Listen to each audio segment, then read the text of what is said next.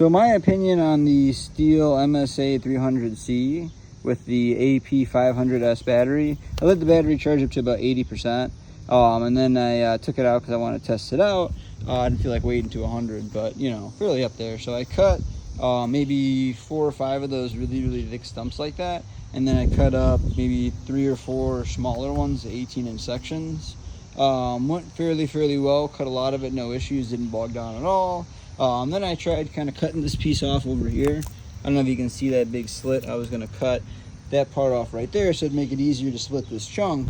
And that's kind of where I started draining the battery, I would say. Toward the end, the battery was fairly worn. It wasn't really flashing on the battery, but I pulled it off anyway just because I'm testing stuff out.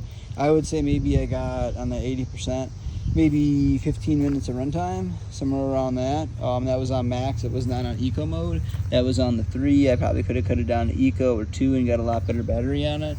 Took me a little bit of time to get used to. I did not really expect that you have to hold that button and then hit that power before you can start cutting.